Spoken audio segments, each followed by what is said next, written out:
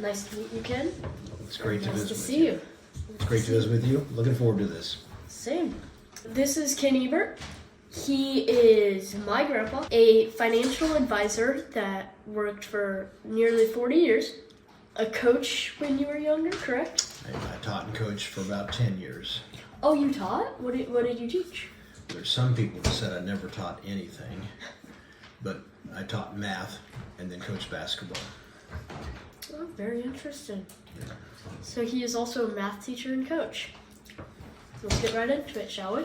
I'm ready. So my first question is, what was it like when you were a kid? What was the average day? First, I grew up on the farm, Okay. and so we had livestock, we had crop ground, and so my days were either in school, playing sports, or working. When we got home from school, we went straight out to the farm and fed cattle and did all those kind of farm things.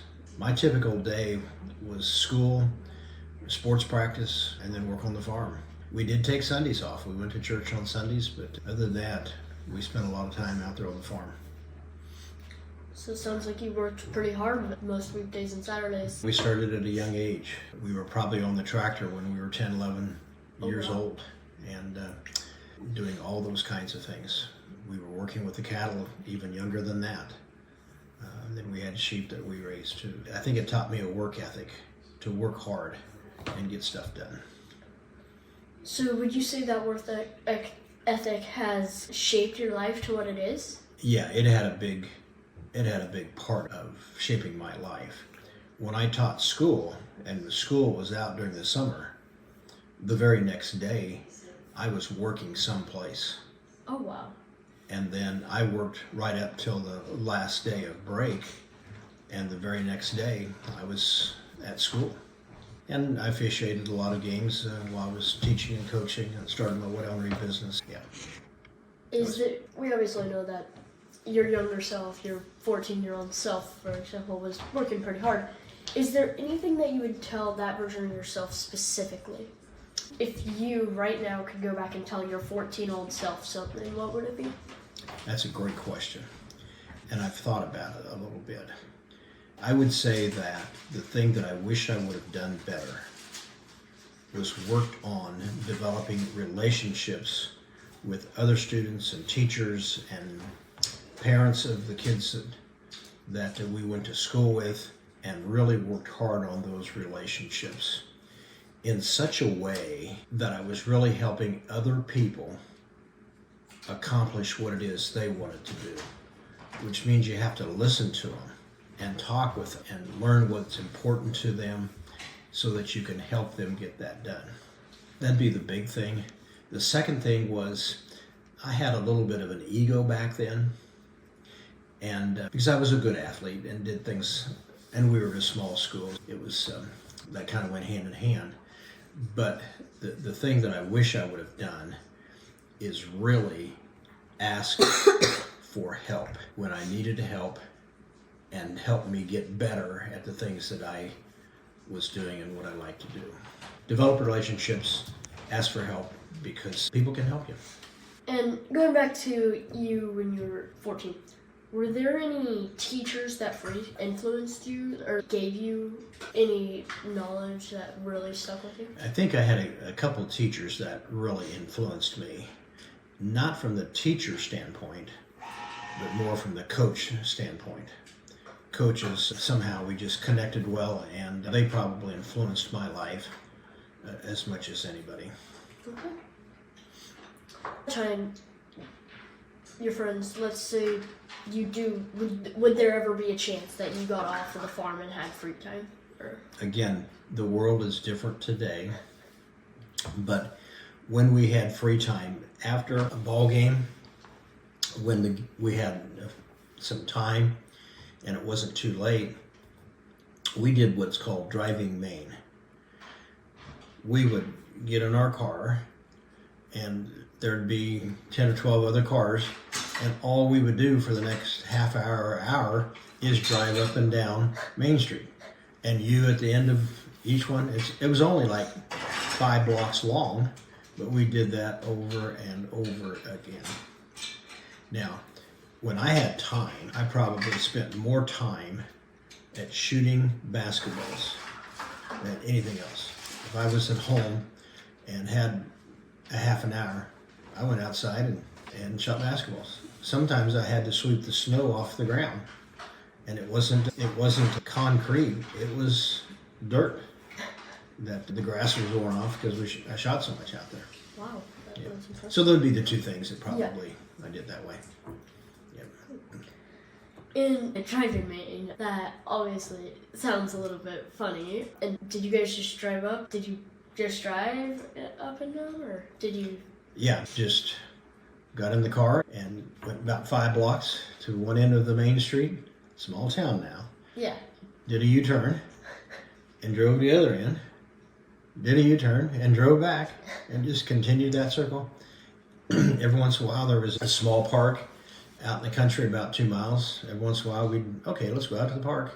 And so we'd drive out there and turn around and come back and do some more driving Maine. It was weird, but gasoline was at 20 cents a gallon at that point too. Yeah. Let's come forward to right now again. And you're retired.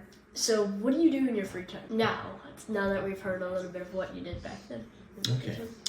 So I get asked that question by a lot of people often. And so my free time is one, following kids and grandkids. I love to watch them do their stuff, whatever that is. 2, I'm a gambling guy. If there's any vice that I have, I don't hunt and do any of those kinds of things, but I do like casino gambling and sports betting online now that it's there. So I will, if I have nothing going on, I'll spend a couple hours a day on sports betting. Oh wow. And then I'm a trustee at the Kansas Wesleyan University on their board of trustees. And that takes more time than I thought. And then we've got this area to the south of our home here, and that gives me good exercise because it's a wooded area that I clean up. And like today, I spent an hour, a little over an hour down there, just chopping and cleaning up stuff, and it's good for my exercise too. That kind of takes care of most of my days. What, after that, we heard what you tell a 14-year-old, which was make connections. Am I missing any major points? I think you hit it. I think you hit it just perfect. Make connections with people. So would you say that same thing to any 14-year-old, or would you, if there was only one piece of advice you could tell to every 14-year-old, would it be that same sentence, or would it change? I believe it would be that same general concept. Have fun, enjoy. As you go into your high school for the next 4 years, I think you want to have fun, enjoy. Do the things that you like to do, but yet get out of your comfort zone. Try some things that you don't know anything about. But be involved, because that gets you connected to other youngsters. And debate and drama, athletics. There's so much that you can do to connect with people and get involved. Yeah. And work on things that would build your resume. When you're finished in your 4 years of high school, hopefully you have 8 or 9 things that you can put on that you did while you're in high school, whether it was involved with the scholarship team, and maybe you ended up being a captain, that you can put that on your resume. And I know tennis, you do a little bit of that, so I would encourage that. And along the way, you're likely to have some accomplishments. Don't let the accomplishments define. In other words, let the person that you become over the next 4 years be that person to define you. Makes a lot of sense. Another way to put this question that I feel like gives it a new complexity is that is a really good motto, but what if it could only be on a billboard? It changes the parameters. If you could have to put something on a billboard, how would you fit it there? Over the years, I've developed this model.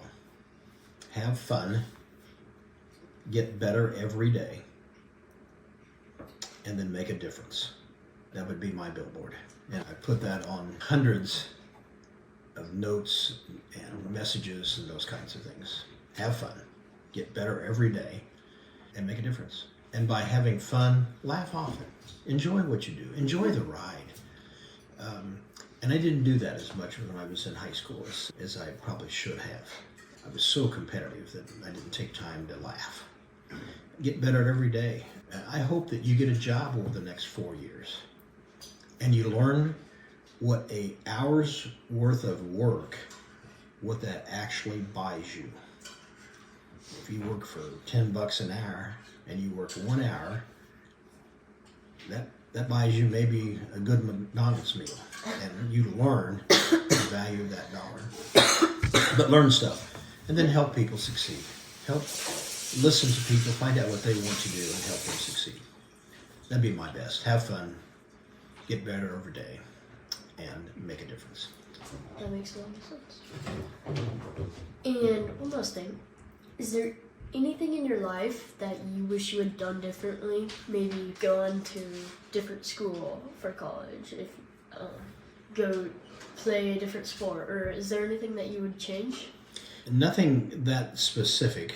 However, the one thing that I would have changed is I would have worked incredibly hard at perfecting my basketball game and football.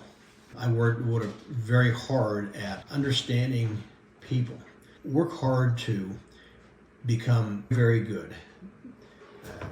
The best in the world at something. That's pushing the envelope a bit, but really work hard. Because I played basketball when that was over, we went on to other sports, and I wish I would have really worked at the game of basketball. Yeah, makes a lot of sense. That looks like it covered everything that I had in my notes, but thank you for meeting with me today, Ken. Well, I learned a lot. it's a pleasure. I hope that this experience moves you forward in however you ever want to do this. And let me know how I can help you.